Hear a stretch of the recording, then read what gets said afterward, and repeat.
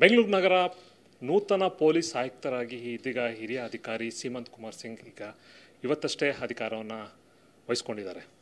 ಭಾಳ ಕಠಿಣ ಸಂದರ್ಭದಲ್ಲಿ ಈಗ ಆಯುಕ್ತರಾಗಿ ಇವರು ನಗರಕ್ಕೆ ಬಂದಿದ್ದಾರೆ. ಮುಖ್ಯವಾಗಿ ಈ ಒಂದು ಸಂದರ್ಭದ ಬಗ್ಗೆ ಏನು ಹೇಳಕ್ಕೆ ಇಷ್ಟಪಡ್ತೀರಾ ಸರ್?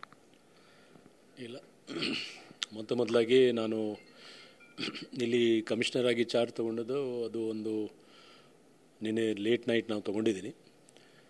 ಮತ್ತು ನಮ್ಮ ಇಂಥ ಸಂದರ್ಭ ಅಂದರೆ ಪೊಲೀಸಿಂಗಲ್ಲಿ ಯಾವಾಗಲೂ ಒಂದು ಹೊಸ ಸಂದರ್ಭ ಇರ್ತದೆ. ಸೊ ಇದೂ ಒಂದು ಸಂದರ್ಭ ನಾವು ಹೇಳ್ಬೋದು, ಎಕ್ಸ್ಪ್ಲೇನ್ ಮಾಡಲಿಕ್ಕೆ ಆಗಲ್ಲ. ಪೊಲೀಸ್ದು ಯಾವಾಗಲೂ ಚಾಲೆಂಜೇ ಇರ್ತದೆ ಎಲ್ಲ ಫೀಲ್ಡಲ್ಲಿ. ಪೊಲೀಸರಿಗೆ ನಿಮ್ಗೆ ಯಾವತ್ತು 365 ದಿನ 24x7 ಅಂದರೆ ಈ ಟೈಮ್ ಆ ಟೈಮು ಅಂತ ಏನು ಮುಹೂರ್ತ ಇರೋದಿಲ್ಲ. ಸೊ ಅದಕ್ಕೆ ನನ್ನ ಪ್ರಕಾರ as part of our duty ಇದೆ, ನಾವು ಬಂದು ಜಾಯಿನ್ ಆಗಿದ್ದೀವಿ. ಒಳ್ಳೆ ಕೆಲಸ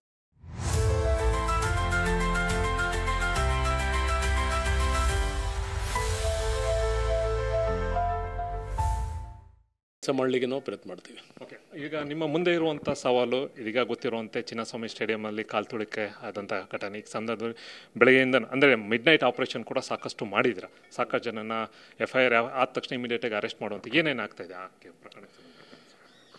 ಅದೊಂದು ಪ್ರಕರಣ ಅಲ್ಲಿ ನಿಮ್ಗೆ ಗೊತ್ತಿರಬೇಕು, ಕಬ್ಬನ್ ಪಾರ್ಕ್ ಪೊಲೀಸ್ ಸ್ಟೇಷನಲ್ಲಿ ನಾವು ಪ್ರಕರಣ ರಿಜಿಸ್ಟರ್ ಆಗಿತ್ತು ನಿನ್ನೆ ನಾನು ಚಾರ್ಜ್ ಆದಮೇಲೆ ಮತ್ತೆ ನಾನು ಜಸ್ಟ್ ಬರೋಕ್ಕಿಂತ ಮುಂಚೆನೇ ಕೆಲವು ನಾವು ಟೀಮ್ಸ್ ಫಾರ್ಮ್ ಆಗಿತ್ತು. ನಾವು ಕೂಡ ಅವ್ರಿಗೆ ಡೈರೆಕ್ಷನ್ಸ್ ಕೊಟ್ಟಾದ್ಮೇಲೆ ಇಡೀ ನೈಟ್ ನಾವು ಸುಮಾರು ಕಡೆ ರೇಡ್ ಮಾಡಿದ್ದೀವಿ ಮತ್ತು ಅದರ ಬಗ್ಗೆ ಕ್ರಮ ತಗೊಂಡು ಕೆಲವ್ರಿಗೆ ನಾವು ಅರೆಸ್ಟ್ ಮಾಡಿದ್ದೀವಿ.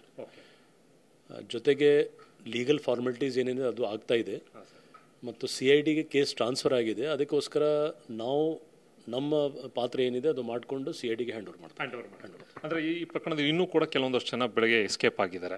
ಅವ್ರನ್ನ ಏನಾದ್ರು ಹುಡ್ಕಾಡುವಂತ ಮಾಡ್ತಿರೋ ಅಥವಾ CID ಅವ್ರ ಮುಂದೆ ಕಂಟಿನ್ಯೂ ಮಾಡ್ತಾರೆ? ಅದು ನಮ್ಮದು ಇದು ಇರ್ತದೆ, ಒಂದು ಪೊಲೀಸಿಂಗ್ದು ಒಂದು ಪಾರ್ಟ್ ಇದೆ. ಯಾರು ಎಬ್ಸ್ಕಾಂಡಿಂಗ್ ಇದ್ದಾರೆ ಯಾರಿದ್ದಾರೆ ಅವ್ರು ನಮಗೆ ಎಲ್ಲ ಮಾಹಿತಿ ಇದೆ. ಸೊ ಆ ಮಾಹಿತಿ ಪ್ರಕಾರ ನಾವು ಕೆಲಸ ಮಾಡ್ತೀವಿ.